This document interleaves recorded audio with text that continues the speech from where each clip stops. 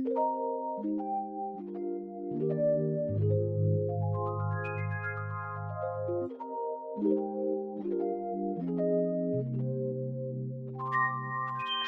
this is your host, Kesha Chiappinelli.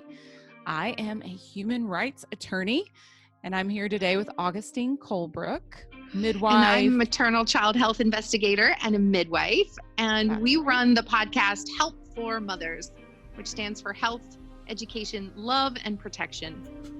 That's right. And we have as our guest today, Hermine Hayes-Kline. She is a human rights attorney in Oregon, fighting the Oregon medical monopoly that seeks to really eliminate midwifery. And so far is plugging right along, and Hermine is working really hard to fight the good fight. We also have Becca Meek, and she is a midwife.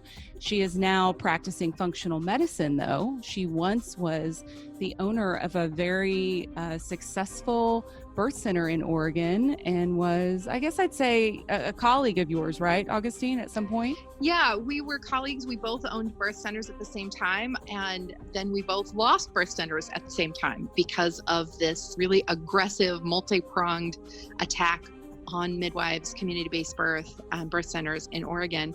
So I'm so excited to welcome our two guests. Welcome.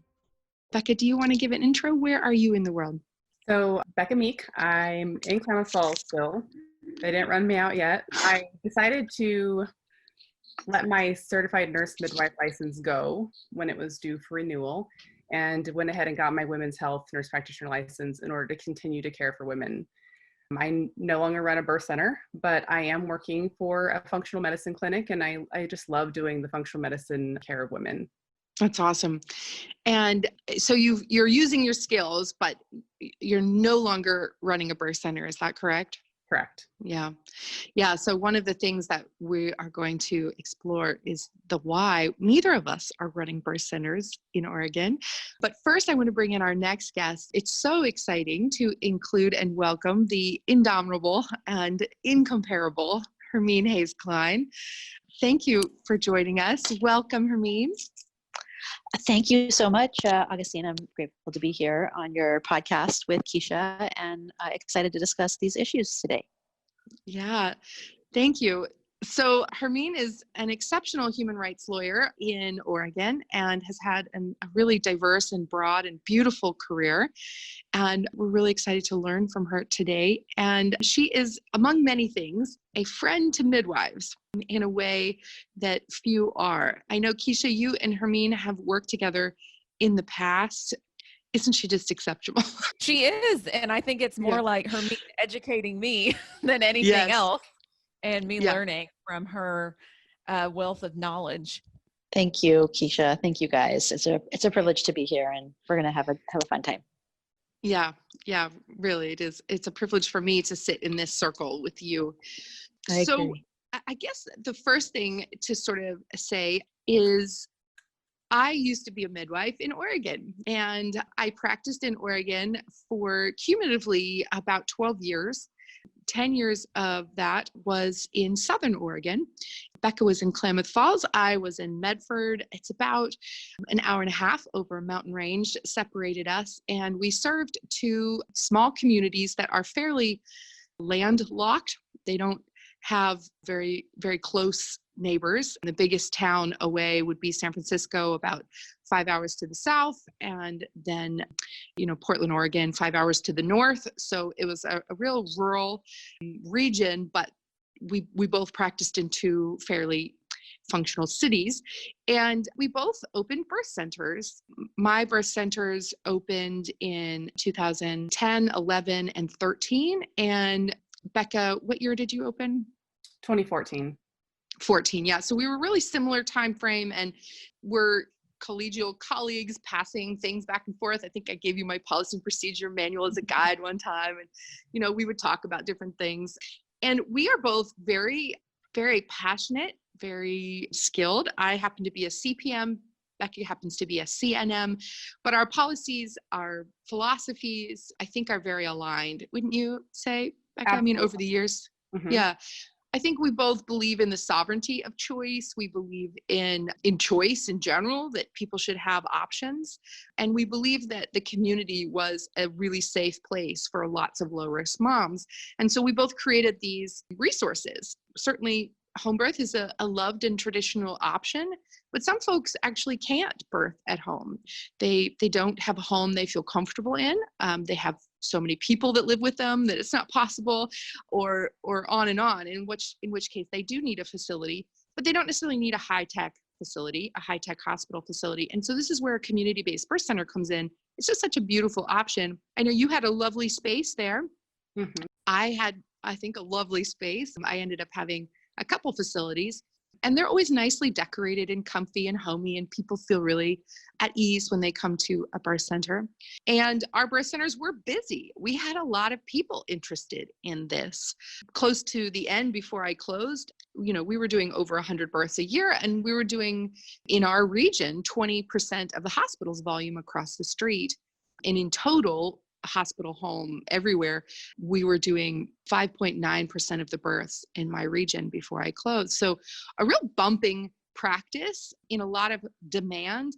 And I had excellent outcomes. I know, Becca, you had excellent outcomes as well. So in other words, our businesses didn't fail because of patient complaint or because of, poor practices or bad outcomes. And yet both of us were forced out of business. And so that's kind of what I want to explore with you today, that we have, and yours and I were only 2 of, I think, 4 birth centers that closed around that same time in Oregon.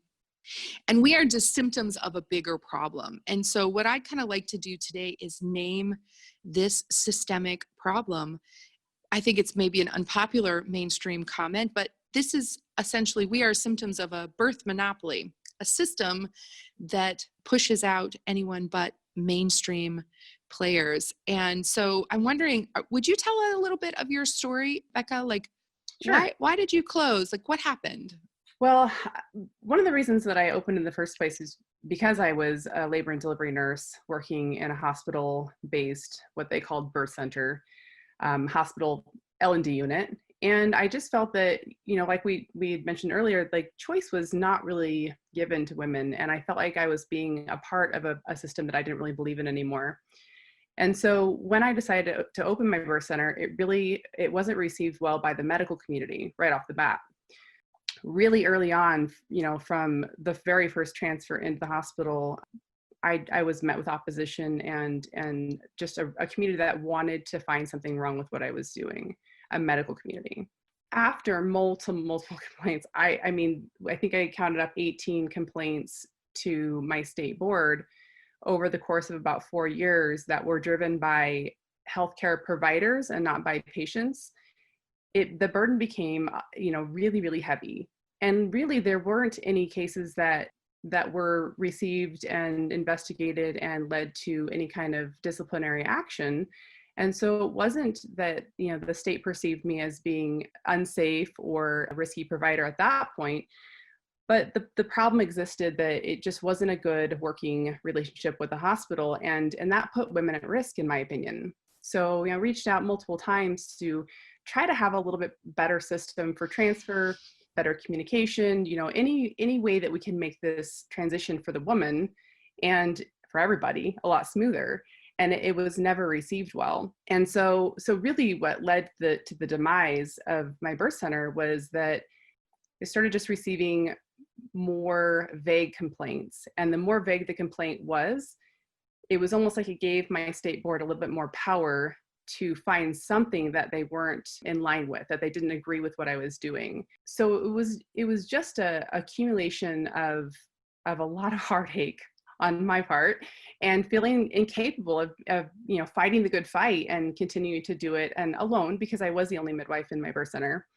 And so then at a certain point, the state board decided that nurse midwives in Oregon shouldn't be practicing primary care. And in my practice, that was the majority of what I was doing. I had a very, very busy primary care for women practice. And the birth center was just an addition to what I was doing on the primary care side. And so they actually did say that nurse midwives would not be doing primary care in the state anymore. They drafted a rule, and then I was actually reprimanded on my license for doing primary care for women, which I'd been doing for 4 years. So at that point, that was one of the sustaining parts of my birth center, because although, you were doing about 100 births a year in Medford, which is a lot bigger than Klamath, I was still doing a fairly decent percentage of the births in our area, which I believe is right around 9% at the end there. It was still only, 35 births a year. So it just wasn't sustainable to do only the birth center. And so without being able to have that primary care component, I had to make the terrible decision, not terrible, but heartbreaking decision to close my birth center. Yeah. And 18 complaints is makes you potentially the most investigated CNM in Oregon. I mean, Probably. It's pretty significant. They know me well. Yeah, right.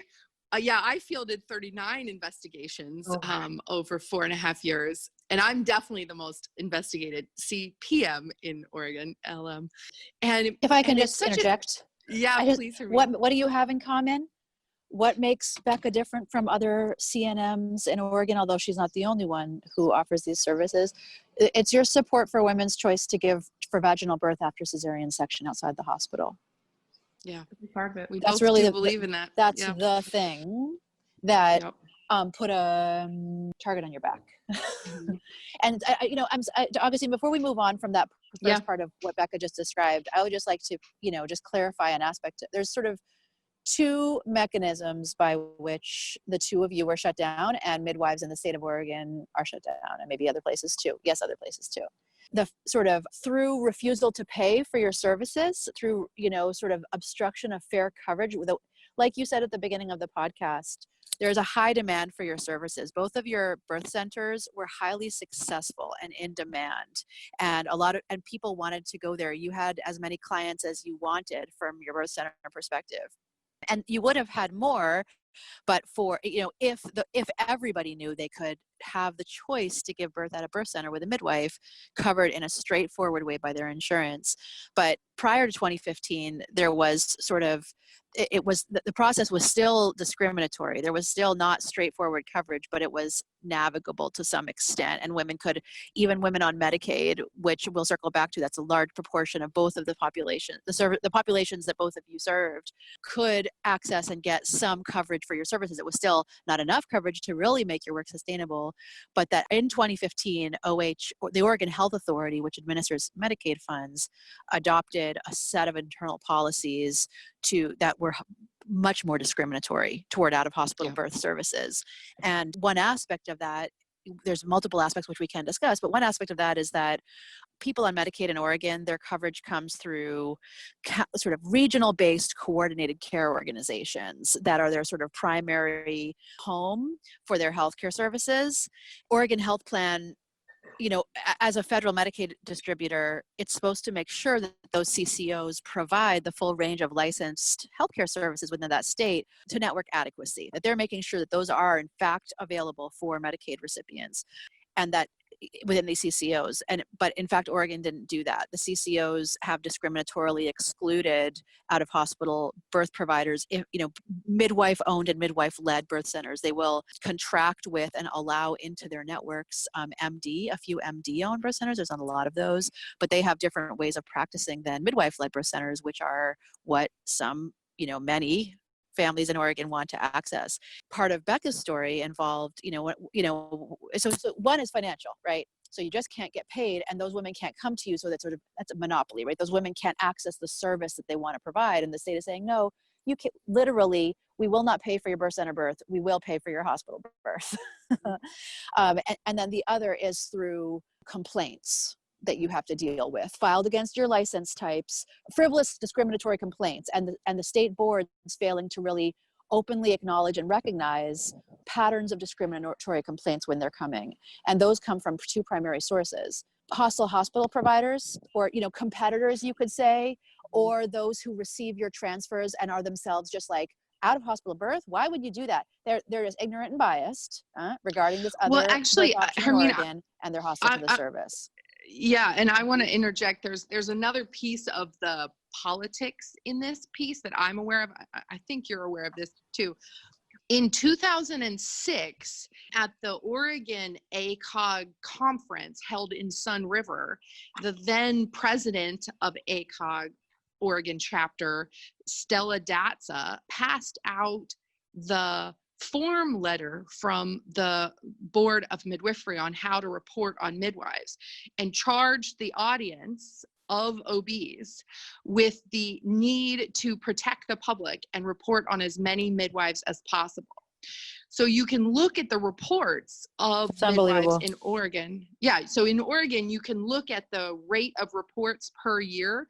And when it gets to 2007, the year, 2006, 2007, after that conference, our rate of reports went up and up and up. And so did the cost of our license to pay for the increased administrative costs of reporting and investigating midwives. That's unbelievable. I had no idea. And I think basically, I have the letter that was passed out at that 2006 conference. And really at that point, the CPMs, that's when the board should have implemented a mechanism to guard against those politics. Mm-hmm. And as we know, those politics are couched in a long history of bias and of discrimination against midwifery on the part of medicine, such that there was no midwifery for 50 years or more. And midwives had to reinvent midwifery and have been doing this since the 1970s. And a way that we could introduce this show is to say, Americans think that Oregon is a place where you can give birth outside the hospital. Americans think Oregon is a place where midwives are loved and successful and able to practice. But in fact, no, Oregon is a place where Oregonians love midwives and have fought by hook or by crook to have midwives made legal. But and to write good and reasonable laws that protect their ability to practice and offer services like vaginal birth after cesarean at a birth center. But the state administrators of bodies like Oregon Medicaid and the licensing board sometimes, they administer the laws in a way that make it so that you're always facing this uphill battle against discrimination. And if I could just close the point on Becca, what I want to clarify regarding, the thing that shut her birth center down is that so there's two primary sources of complaints: hospital providers and state administrators. They can both file complaints against your license saying, we think you're negligent. And what state administrators in Oregon, what happens is a midwife looks for coverage for, keeping it real over here during COVID-19. A midwife looks for coverage for her services. She looks for coverage from OHP. OHP reviews the client files, and then they say, or some administrator looks at, well, will we or won't we grant coverage to this, out of hospital birth? And then they say, oh, looking at this file, we don't like the way this midwife is practicing, even though she's doing nothing wrong. She's practicing within scope. But according to our judgment, we're not sure that even though this is a legal birth, that this woman should be allowed to have this legal birth. And so they file a complaint against the midwife. So that's another source of complaints, which gets me to my point that for Becca, if you track the complaints over a timeline that Becca had to deal with, they either would occur right after a transfer from some hostile doctor, or they would occur when she was being a squeaky wheel regarding the rights of out-of-hospital birth providers to coverage for Medicaid funds. And the first moment at which that happened was when she tried to be a reasonable, very pleasant squeaky wheel about getting in contract with her local coordinated care organization, which didn't have any freestanding birth centers in network, and so that she could offer services through the CCO. And she faced all kinds of discriminatory nonsense and refusal to bring her in. But instead, and then Oregon Health Authority, which oversees the CCO, instead of, did not force the CCO to take her in, or you in, or anybody else. And that's one of the reasons why Becca couldn't just be a birth center, right? She also did what she was allowed to do under her CNM license, which was offer primary care services. And so she employed other people. She had this beautiful space. So she was able to use it for a birth center and also provide primary care, which is covered, so that she would be able to serve and be sustainable. The thing that shut Becca's birth center down, because all these complaints didn't add up to anything. They couldn't find her negligent because she wasn't negligent. So what shut her down was that they changed the rule. They made a new rule, a clarifying rule to the existing scope of practice for CNMs that said, just so it's clear, even CNMs in Oregon can't do primary care. Even though they can do it in other states, we've just decided suddenly that CNMs like Becca Meek can't do, and you know what, we're going to reprimand her for ever having done it because I guess she didn't know our secret rule that we hadn't written. and Becca, from now on, you cannot do primary care. And because of that, she couldn't do primary care anymore, and she couldn't get paid for her birth center. And between those two things, she couldn't keep her birth center open. So that's really the thing that shut her down. It wasn't just, oh, there was a rule clarification. There was a special rule clarification that helped to shut Becca Meek's birth center down. Hermine, are CCOs unique to Oregon? I mean, is this something, who are these haters? Like who is there? I have to like see the face. Yeah, I know what you mean. I can answer those questions. I mean, the answer to the first question is I don't know. I'm not a national Medicaid expert. I know that Oregon created the previously called MCO, and Augustine probably knows far more about this than I do, now called CCO, plan for how it administers Medicaid, federal Medicaid funds within Oregon. And the CCOs is how it does it. That's what I was wondering. Managed care organizations became coordinated care organizations, and they're a way to administer the distribution of funds that allow the state to give a chunk to a region, and then that CCO and MCO is responsible for dispersing among that region. Because when states are so broad, the administration at the state level gets cumbersome and slow, and so essentially they piece it out. And what that CCO is charged with is not only dispersing funds, but determining who is allowed to get those funds.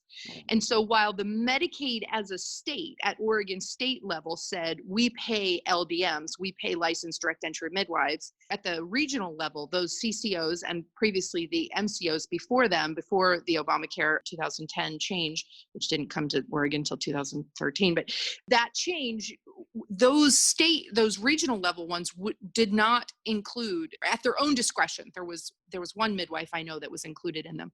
And so we argued very strongly, I mean, I think I went on every news channel I could, that was discrimination, that actually you're violating a state law because the state mandate says we reimburse licensed midwives, but then the regional administrator organizations wouldn't, even though their mandate was to create these healthcare homes where there weren't a lot of ER visits anymore. People were going to see their primary care and their midwives and everything in the same region from the same organization. We were kind of a perfect healthcare home because, like Becca, although I didn't personally offer the primary care, I had staff who offered primary care. So we had, the equivalent of seeing a doctor for anything, if your body was whatever hurting, and pediatric visits and lactation and, all these other services were also offered out of my birth center. But we couldn't get into the Medicaid community organization, the CCO. And that kind of discrimination, like Becca experienced, we also experienced an almost impossible way to make appropriate reimbursements. And so in Oregon, as a loophole protector for people that didn't qualify to get into their local CCO, there was the option of what's called an open card. And an open card was a way to administer those sort of free-floating cases of people who moved to Oregon at the last minute, or people who had changed addresses from one county to the other, people who were somehow out of the local county CCO. They were eligible to get Medicaid. And so what the state caught on to very quickly is midwives were counseling their clients of how to be eligible for an open card in order to get paid. And the state obviously didn't love that because the open card had a spot for lots of people, and it was a fee for service. So in other words, you provide the service and then you bill exactly what you did, and then the state pays you. Instead of the way the CCOs run, which is a global fee. The state only gives the county so much, and then the county only gives the doctor so much, regardless of what care is rendered. When you sign up and you're a Medicaid agreed provider, you have to accept what they give you. Whereas with the open card, you could bill out all the things that you did. And so for a number of years, Medicaid added midwifery to the roster in 92, I think. It might have been 96. And that little open card exemption window happened from that mid 90s all the way to about the mid 2010s. We were utilizing that system. It was very well known. Moms just had to wait to get on Medicaid. When they got on late, they automatically put into an open card, and then midwives got paid. But the state started denying those. And then we had this creation of something called HERC, the help me, I've lost it, Kesha. Health Evaluation Review Committee. Health evidence. Yeah, Health Evidence Review Committee. Thank you. And the HERC did this crazy thing in Oregon, and it is an Oregon only thing as far as I know. They basically created a whole second set of laws, and this happened around Can I the explain development. this part? Yeah, please. Yeah, you're intimately familiar with this. I am. Yes. So I want to circle back to Kesha's question. Who is the discriminator? The discriminator is people there's still some opacity to that question, but at the same time, it's administrators within the Oregon Health Authority who have different kinds of power at different moments. You know, they might be called medical director. They might be called policy director. They're often MDs or RNs, Yes. definitely MDs when they're setting policy, RNs when they're implementing it. They're not out of hospital. They have no experience with out of hospital birth. And they say things like, you know, in my experience, 20 years as a family doctor in hospital X, I just came to believe that it's just really important to be close to a surgery when a baby's born. Right. So that's a naked expression of discrimination. And the fact bias. is, as an administrator, it doesn't matter what they think. It's not their job to decide whether home birth should be allowed because that decision has already been made. It's their job to administer the laws in a way that's non-discriminatory.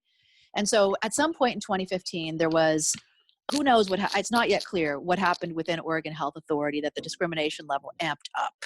And so they went from, so previously you had to go on an open card, right? So Oregon Health Authority did not do what it should have done, which was say CCOs, MCOs, whatever we want to call you, you have to take in out-of-hospital providers to network adequacy, and you have to pay for those services in a straightforward way. They didn't do that. They said, oh no, well, out-of-hospital birth is stressful, it's dangerous, we need to have some protections. So the only way that women, because it was on the open card, that Augustine where they had to leave their health home and all of their regular providers and, you know, ask for coverage. But, you know, generally if they were willing to do that, you know what I mean? So again, back to monopoly, what the state is doing here is disincentivizing this healthcare option. I always think about the husbands, right? Who are like, the wife wants the choice and she like had to kind of talk her man into it. So he's like, open card, what? Like the state is signaling that this is a sketchy choice. And so you have to be determined you have to really want it to move past that point. But generally, and the midwives were coming from such a scarcity consciousness that they accepted open card. They didn't sue then. They were like, well, we're getting paid. You know, we're getting something. At least we're getting something. We used to get nothing. We used to get paid in chickens. Yeah. And yep, you know that story. I was just going to say, I didn't, and I knew what MCOs were. I'm sure you have.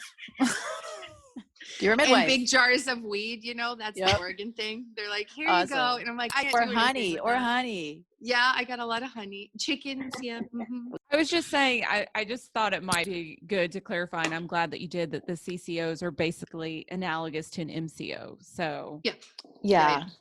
And so meanwhile, but the CCOs haven't been doing any of this coverage, right? So you get, if you're on OHP, OHP sends you to a CCO, but if you're pregnant and you want to give birth at a birth center, you now go on an open card and you apply directly to OHP for coverage, right? So that was already the open card process. In 2015, the Oregon Health Authority decided to develop and implement HERC, Health Evidence Review Commission, guidelines for out-of-hospital birth coverage. Now, OHA has HERC, and to implement a process by which women would have to apply for prior authorization, and they stated that they would decide who was allowed to give birth outside the hospital based on whether they had the risk factors on their HERC list for out-of-hospital birth, okay? What's important to understand is that the HERC list that listed, now here are the clinical factors that exclude you from out-of-hospital birth coverage, was much smaller than the regulatory scope of practice that says who's excluded from out-of-hospital birth services for either LDEMs, CNMs, or birth centers. And there's regulations, there's really detailed regulations for all of those things that say, you know, if a woman has this or that, you can't give her care, you have to transfer her. Birth centers can do vaginal birth after cesarean under the regs that govern their scope of practice. LDEMs can do vaginal birth after 3 cesareans with a consult, 2 cesareans with no consult, recognizing that women do make that choice, need the support for that choice. And CNMs, it's not really, there's no definition for it, but if they work at a birth center, then the birth center regs cover their ability to do a VBAC. Mm-hmm. So both Augustine and Becca had VBAC well within their scope. HERC listed prior cesarean as a factor for exclusion, okay? And the reason I had to interject was because Augustine was like, well, they made this whole other set of laws, but what they actually did was they made internal guidelines and treated them as laws. instead of Yeah. following the existing laws, right? And so I've been bringing lawsuits against OHA, or I brought one lawsuit for 3 years, and they fought really hard, and it's a long story, to avoid accountability on the question of, do they get to do this? I think we will get our day in court on the question of do they get to do this? Because in fact, I don't think they get to do this. Under federal law, certain maternity services are mandated. Pregnant women are the categorically needy, and state administrators of Medicaid who take federal Medicaid funds have to provide certain enumerated services to the categorically needy pregnant woman. And that includes, since 2010, both hospital and freestanding birth center services, with the services provided by licensed provider types, and they specifically says nurse midwives or other providers licensed under state law, and also CNM. So it says hospital, birth centers, including their provider services, everybody licensed, and doctor and CNM. And those are all listed as mandated services which state Medicaid distributors have to provide. And they don't get to substitute one for the other. They don't get to say, we're not giving you the birth center, we'll give you the hospital instead, if the hospital is licensed and under scope. And they have to look to the state scope of practice. So even though OHA might have the authority for different kinds of cancer treatment or other kinds of healthcare issues to make a HERC list of who should have this or not and have a prior authorization process, maternity services is not an area where they get to do this. Instead, they're pretending that they do so that they can implement, so that they can just exercise bias and so that they can say who's allowed and who's not allowed, and cut off they OHP add more gates for thousands of Oregon women. So ever since 2015, when they said VBAC's not allowed, we've got like everybody else, we've got a 1 in 3 C-section rate. Many women have a prior cesarean section. So if you say anybody who has a prior cesarean section doesn't get to go to a out of hospital birth, that's a lot of women. And the problem is, under Oregon law, they are allowed. They do get to, and the providers get to serve them. But OHP cut off coverage for everybody with Medicaid, therefore making it so that women on Medicaid don't get to access reproductive health services that women who aren't on Medicaid do get to access. And that's also discriminatory. I just need to clarify that whole HERC problem. Yeah, you did a brilliant job, like usual. And so to zoom back out to the systemic problem, we're seeing this in lots and lots of states as midwives try to bill all kinds of insurances. There are many. So to paint the picture, there's, say, a pregnant person on an insurance that she has coverage for her pregnancy, and she wants a community-based birth experience, home, birth center, doesn't matter. CNM, CPM, doesn't really matter. She's going to a state licensed provider to get her community-based services. And many times we're seeing all kinds of mainstream private insurance and Medicaid deny her claim because it's out of network, saying we already have in-network services. So they apply for a network gap exception and they say, we can't give your midwife or your facility a network gap exception because we already have facilities in the network. And of course, what they're talking about is hospitals, because the system hasn't differentiated the fact that we have two different care models, the midwifery model of care and the obstetric model of care. It's not the system, it's discrimination. They're saying you don't need a hospital birth. You don't need a little birth experience. You need to go to the nice, safe hospital. And because they're in fact ignorant of the full spectrum of risks and benefits on either side of the choice between home and hospital. And they're not taking the time to listen to these women about how they are, in fact, with full knowledge of the risks and benefits, are weighing those risks and benefits and making a choice for a healthcare decision that they have the legal right to make. Yeah, it's really interesting. It kind of goes to that global issue we have right now of the state knows best, this feeling like we're in this bit of this nanny state that we're in. And we've seen this in maternity care kind of ramp up sooner than is happening in the rest of society. And the ones who really pay the price are the families and the moms, the birthing pregnant people who are robbed of choice, who are robbed of sometimes bodily autonomy, because if they can't have a VBAC with their midwife in their community and they have to seek physician services in the hospital and no physicians will offer VBAC, then essentially they are railroaded into more surgery. That whole process is happening in all states, but it's also particularly painful for the providers on the front line who are trying to hold space for this important choice point. And I know I have suffered as a result of trying to be that protection for midwives, protection for mamas. Becca, I know you've suffered on this pathway. Sure. It takes quite an emotional toll. Oh, yeah, absolutely. Huge emotional toll. But one other thing I wanted to mention about the CCOs too, and I don't know how often this happens in other states, but the CCO in Klamath Falls was actually established by the same group of physicians that run, administration of the hospital. So when you talk about healthcare monopolies, if you get to decide what providers are covered and which ones aren't, you can funnel state monies back into wherever you want. So that was a big issue that I had in Klamath Falls, and I don't know if that's what you experienced in Medford. Yeah. CCO. Yeah, that's a really good point. This is part of the we could almost use the word corruption, because it shouldn't be this way. I mean, we experienced the same thing. So there were 2 managed care organizations in my community. One was a nonprofit administered by mainstream medicine. The other was like your experience. It was owned by the physician group that served to benefit from channeling that money. Yeah, they're for profit. It's a physician group that's for profit that also owns the insurance company. So of course they don't let anyone else in who could dilute the money source. I mean, it's really quite disturbing when you unpack it fully. Totally. Yeah. Do you recall the reason why they wouldn't give you a contract? Did they give you specifics? Yes, I wasn't one of their approved provider types. But yet federally you are. Federally they mandate that you are a provider they'll pay for, but yet at the state level in your county decides that. And that's, I think, completely illegal.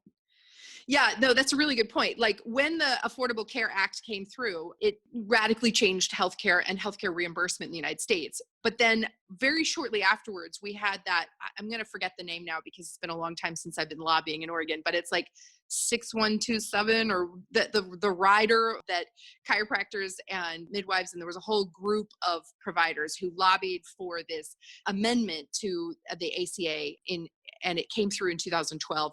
And that rider, that amendment mandated reimbursement for birth centers and their licensed providers. And so that came through from the federal level. That was a federal mandate.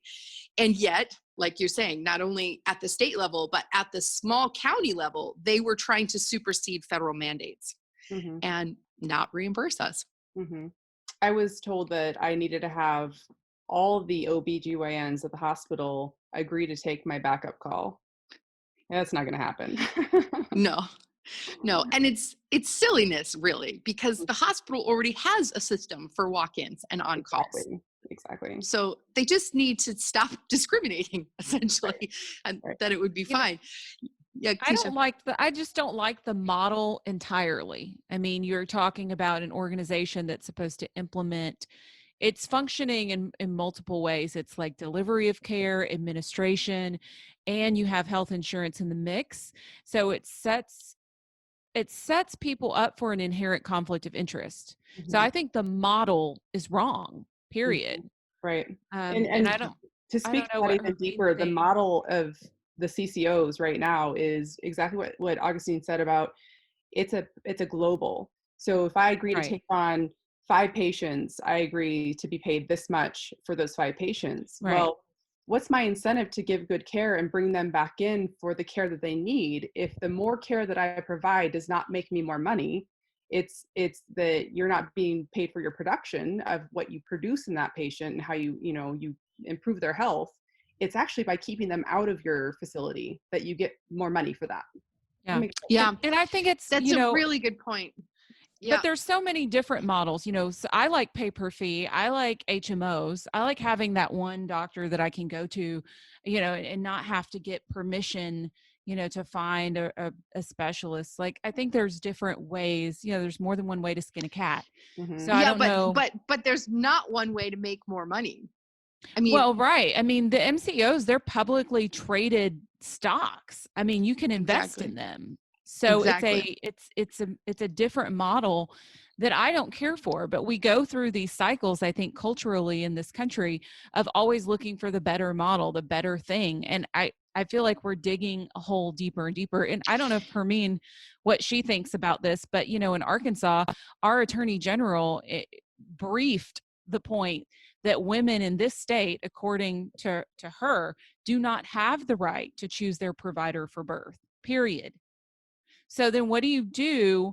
I mean, what's going to be the outcome in a state that clings to that notion? How do you I think you keep advocating against bad reconcile law. Anytime somebody makes, look, what you're dealing with there is cultural bias, on the part of that. And it's extremely discouraging when, female attorneys or who consider themselves reproductive rights advocates, perhaps, in other areas. Yeah, I'm sure they do. They are completely unconscious when it comes to the fact that a woman keeps her rights if she chooses to keep the baby, not only if she doesn't choose to keep the baby. And that you can trust women to make decisions throughout childbirth, just as you trust them to make decisions about conception and abortion. Or contraception and abortion. But when they don't get that, I think what we're all dealing with is the fact that we're going to keep fighting until women's rights are recognized. And Kesha and I are lawyers because at the end of the day, even perhaps in the face of the evidence, we believe in our legal system. We believe in the slow march toward justice and the evolution of the law the law has made a lot of mistakes for a long, long time. People have been, subject to a lot of horrible things under the name of law, right? But at the same time, the law has also done some good things or whatever, or moved in a better direction, but it only ever does so through advocacy, right? So that's why that's why we try to do what we do. That's why we celebrate the two of you who are busy advocating for moms and midwives. You're an advocate too. Yeah, I have moved into that role. It's true. And this whole show is advocating for moms. In fact, it's called Help for Mothers, Health, Education, Love, and Protection. And we're kind of hitting all the points today. I want to go back to what Becca was saying, because it's a really important distinction, this idea that healthcare providers have switched from healthcare and moved into healthcare administration because that's where the money is. We have incentivized administration over actually direct care. And physicians, if they are thinking about making money, are no longer actually just running a practice or even a group practice that sees volume. Now they have switched to running the insurance companies and administering the payer sources, the flow of money. So we have federal money that comes in to a state to offset their Medicaid program. And then the state has allowed these different for-profit entities to distribute the funds that come federally. So not only are those CCOs, those organizations, privately owned and for profit, but then they get to set the rate, like who gets the money. So it's a way to kind of channel funds. I was a big fan of the Affordable Care Act, and I was a big fan of moving towards having these medical healthcare homes, until I realized in the midst of being crushed by the plans was that actually they weren't healthcare homes. They were healthcare hospitals. We were not seeing this decentralization of care. We were actually creating big box healthcare. So in the same way that the mom and pop stores were being forced out by Targets and Walmarts, the Medicaid shift that happened as a result of the Affordable Care Act of 2010 actually closed mom and pop healthcare. So we are the casualties of what happened in maternity, but actually I got to speak to a pediatrician, a podiatrist, a chiropractor, and there are many, many others who were forced out of business because they didn't have the resources, the reserves to withstand the shift into big box healthcare. And then on the other hand, the reimbursement rates were bulked, like what Becca was saying, like it was incentivizing bulk non-personal care. It was incentivizing the big box healthcare. So there is no benefit to sitting with someone and understanding their specific needs and actually doing individualized healthcare. There is no benefit for going above and beyond for a client. And in fact, what Becca and I noticed is there's actually punishment. So it's not just there's no benefit, there's actually significant punishment for those of us who don't toe that big box line where you just create an assembly line and just move people through the system. So the only companies that survive, the only healthcare providers that survived are these really big box, big systemic, system-wide programs. Like I had a pediatrician friend who practiced in my area who had a nice small practice, and he saw clients 3 days a week, and, had another doc in the area that would take call on weekends. And he had a pretty sweet life, actually. With the rate of reimbursement change and the speed of reimbursement change that came with Medicaid, he couldn't afford to stay open any longer and had to merge with a big corporate pediatric group that had 12 pediatricians and giant full waiting rooms of sick kids that just get moved through a system being given antibiotics, and that's a whole other thing. And he eventually went out of business. I saw the same thing with a podiatrist. I happened to have to see a podiatrist at that moment, and I was asking him because I was obsessed with Medicaid and all this stuff, and it was like, yeah, same thing. He had to fold and join a big group because it's not sustainable when there's no incentivizing actual care. We're just moving numbers through a system as large as possible. And so I always say Oregon's was like at the front of the pendulum. We were like at the front of the pendulum swing with midwifery freedom and rights, and then we were at the front of it with the loss of it too. So for several decades, midwifery was the mecca, was Oregon in the US, and then also now it's maybe one of the scariest and most dangerous places to practice.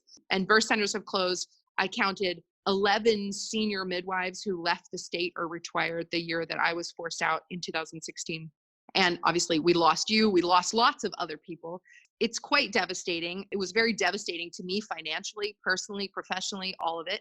Becca, I know you and I both learned how to pivot, make life happen in another way.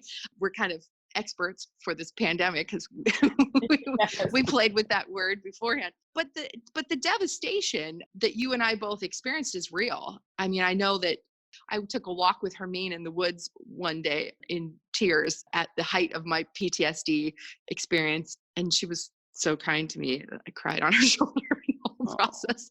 And I know she's been a resource for you too, but this kind of professional, I mean, what is the word? It's like a witch hunt. Right? I mean, I actually, exactly what I called it. I think that I hate to make parallels with, what's really going on in a much bigger level in our country. But I feel like, natural health, midwifery, functional medicine, we are all under attack right now.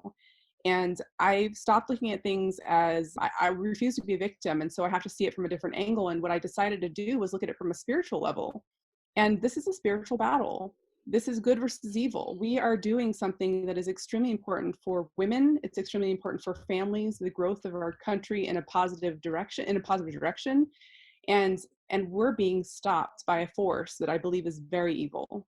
And so when you look at it from that angle, it changes everything. And you realize, what I was doing was great. And what those midwives that are doing right now, that is still great. And we've got to find a different way to make this continue to happen for women, because we cannot let women lose their right to choose. And we can't let people lose their right to go and find a naturopath in order to, to find somebody who their insurance will cover. We have to do something to make a statement. And I think that what's happening right now is people are waking up. They are waking up to the fact that they want their rights. They don't want their rights taken away. And the COVID thing, I think, is helping with that a little bit. But we're seeing how pervasive the evil is in our healthcare system. And it's time for a big change. And I think that midwifery is one of those ways that we were making change, and we were threatening that status quo. And so, by getting this stuff out there, I think it's really, really powerful, because the masses have to understand what it is. And if we can wake more people up to that fact, and really it's not about whether or not they want a home birth, or whether or not they want a VBAC, or whether or not they want to use a midwife. It's about their right. It is about and the freedom to choose. And the freedom to choose that right. And that's the same, that's the same issue with vaccines too, right? It's really not about whether you're pro or anti-vaccine. It's actually that you believe that parents have the right to choose for their own children, that you don't think the state should mandate that care. And this is the same issue. We're actually about freedom of choice. Exactly. Because but it's a uniquely, this is Hermine, if I could interrupt. It's a uniquely American drama to make healthcare choices a moralistic issue, something that we have to fight for choice. I think something that we need to remember here is that what we're dealing with is cultural bias, deep-rooted cultural bias based on century-old propaganda campaign by the American Medical Association regarding midwifery, that you go to the hospital to have your baby, and you have your baby with doctors because that's what's safe, right? And so I want to circle back to what Augustine said. You know, it used to be a place where people came, and now it's a place that shuts midwives down. It was a place where people came when midwives were criminals in the other states.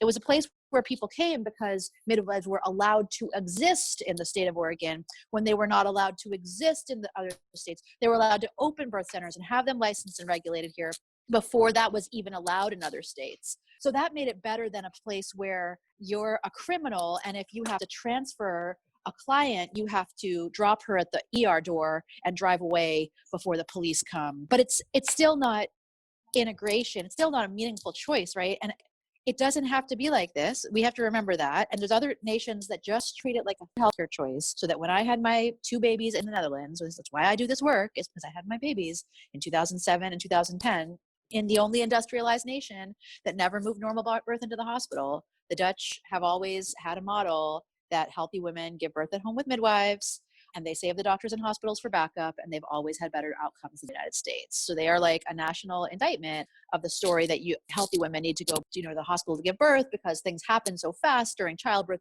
that you need to be at the hospital. If that was true, Holland would be the land of dead babies, and it's not. But that means is that this is a culturally normalized healthcare choice that is fully covered and integrated. So you really have the choice. It's your choice whether you want to have your baby at home or in the hospital. So on the coverage issue, when I moved there, I was 7 months pregnant with my first child, and I called the very mainstream healthcare insurance, came through my husband's job, and I said, "Hi, I'm pregnant, and I just moved to the Netherlands." And they said, "Oh, are you giving birth at home or in the hospital?" And I said, "Well, maybe at home, because I'm having a normal pregnancy." And within a week, the health insurance company sent me a box of home birth supplies. And yep, because why wouldn't they, right? That's how you promote health. You make sure that they have everything they need for the home birth. You send them their supplies, right? And it was fully covered by insurance with no games. Just like in the United States, a hospital birth is fully covered by insurance with no games. All of these games around your out-of-hospital birth are unnecessary. Well, we have a number of in-hospital births that also they don't cover everything, and there's all kinds of insurance issues there too. But yes, I agree. For what kinds of things? Oh God, do you see the recent charge that's been going around viral? No. That on the line item bill, the woman is charged $39 for skin to skin. No, that's an old social media post, and I believe that would be on a bill, right? But that's I mean, she's charged. It might be on the bill, but that bill isn't sent to her. The bill is covered by insurance in a straightforward way. She might see the bill if she's not covered, if she doesn't have insurance. But if you're on OHP, if you're on Blue Cross Blue Shield, Providence, your services are covered. It's covered. Yeah, I see what you're saying. There's no nonsense. There's no special permission. Right. We have to make sure you're dominant safe. paradigm. It's accepted, and this is just not culturally accepted. It makes perfect sense. The thing is, so discrimination is always cultural, right? Discrimination is always cultural. What changes it? Lawsuits. Well, and that's what the midwives of Oregon haven't done enough of. And you're in the midst of one now, right? In Oregon. Yes, I'm now representing another mother.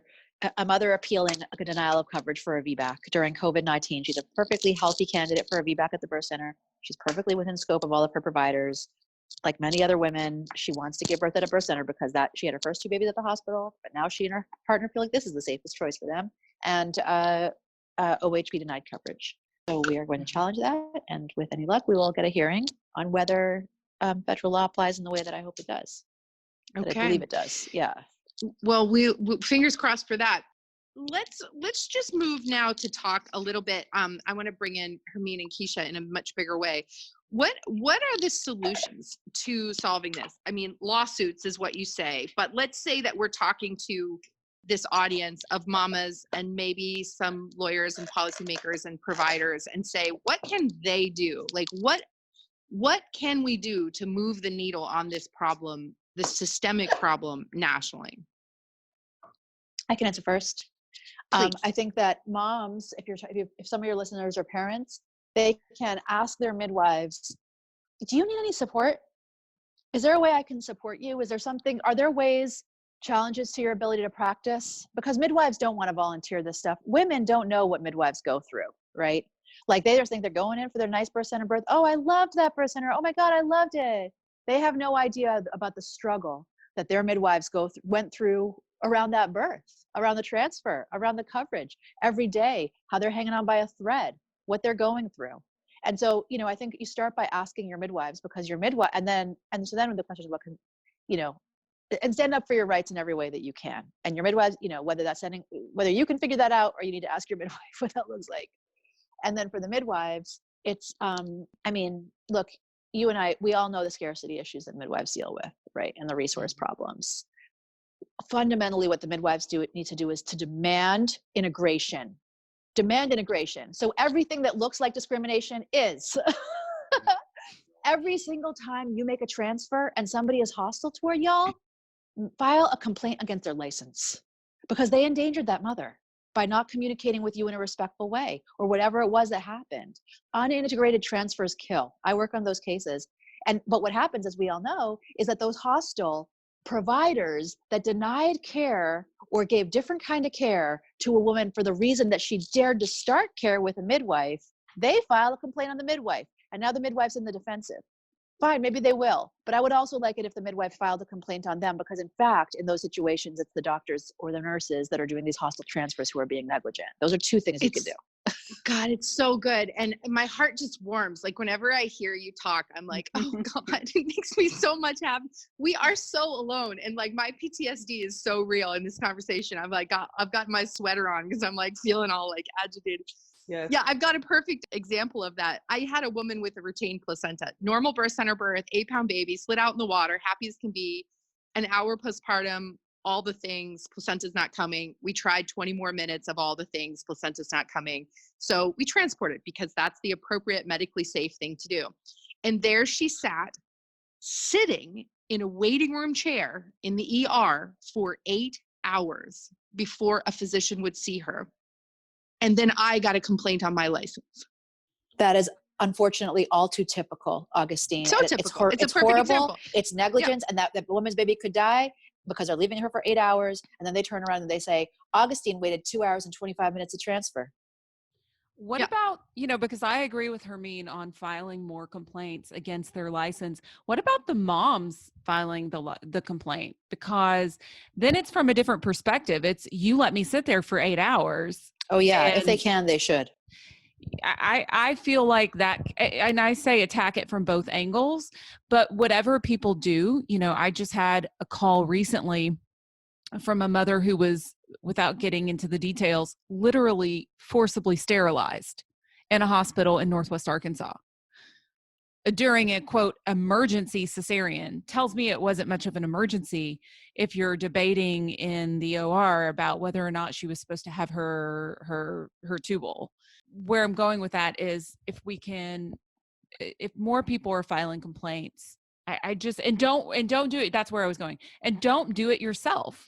So this mother who is literally suffering from PTSD is just grieving the situation, tried to do a complaint herself. And it was, look, if you can do it yourself, fine. But I feel like I could have helped her.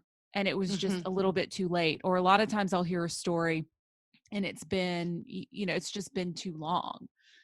Which is, of course, the symptom of PTSD, because when you're suffering from PTSD, you can't go back to the site of the crime. You can't go back in your brain to what happened to even be able to rehash it, to write the complaint. Yeah. So like, and midwives are that way too. I mean, we basically have a nation of traumatized midwives from this front lines fight. And many of them don't have the wherewithal to defend themselves. I certainly didn't. At the end of 39 investigations and a Medicaid audit, you know, right at the end of my practice, because I was ruffling feathers being like, this is not okay. They decided to pass on the idea that maybe I had also not billed appropriately. So I got audited by Medicaid for $186,000, which was just the nail in the coffin for me. And I was like, and bankruptcy, because there's no way to come out of that. Certainly I had not fraudulently claimed $186,000. That's all the care I had provided. But they were saying that there wasn't a signature on every line that made it invalid. You know, it was all these little, One more financial weapon that is used on midwives in the state of Oregon is the OHA audit. Put you through hell to get paid at all. File frivolous complaints on you for having tried to get paid. And then after squeaking out some money to you over a period of years, audit you say that because you signed by hand All instead of of it. on the blah blah, you now owe them tens of thousands of dollars. All of it back. All of it back. All of it All back. of it back. Even though Yeah. you provided those services. And that, Yeah, of course, is totally. enough to shut a midwife down and bankrupt her. Totally. Yeah. Take everything It they totally have. does. Yeah. Yeah. It's a systemic, it's a weaponized system against those who don't play to pay, you know, in the system. So the moms can complain if they have the wherewithal. The midwives can complain if they have the wherewithal. Before anyone's in trauma, the mamas, the birthing people can say, midwife, what do you need? But what else? We have to come up with some other systemic level change to halt this monopoly. I say use what's happening now. I mean, I don't want to go down a rabbit hole, but I think use anything that's happening socially and currently to your advantage and frame the narrative in a way that works for you. Right now, more than ever, we should know as a society that the hospital is not a safe place for a normal low risk birth. With what's going on. That should be common knowledge. That should be common knowledge. It should be. And we should be talking about it more. I feel like we should be using this as a tool to move more hospital births back into the community setting. But it takes a lot of organization, and we have to, you know, rally together to do that in a very organized fashion. And I think that's where the medical monopoly and communities always has an advantage. There are more of them. They have more money. But I think we have to, on all levels in our society, use moments like this to institute some sort of change, albeit even a small change. Yeah. I have a vision that midwives can come together and unionize. And I'm talking, you know, LDM, CPM, CNMs, everybody needs to come together. I know that Augustine and I have never had any issues where I would think that, you know, a CPM wouldn't be able to do the things that a CNM could do. But I think that that's really what's being taught in some of the CNM schools is that, you know, CPMs are not as good, that they don't have enough of a skill to provide the same type of care that CNMs do. And I would actually agree the opposite, because CNMs do not get, you know, breech teaching, you know, there's or any community-based training unless they seek it out. Well, so actually they're not Frontier skilled in Nursing community. University is community-based, and they do allow midwife students to precept in allow but not require. Right. And they just came out and said, we will not allow our nurse midwife students to precept in a center that offers VBACs now. It's tragic. It's horrifying. Like, for real? Yep, it just came out with this at Frontier Nursing University, which is the school that I attended. And so you can see this whole movement that's happening. So if midwives everywhere and the whole nation, you know, decide to come together, because we all have a common goal.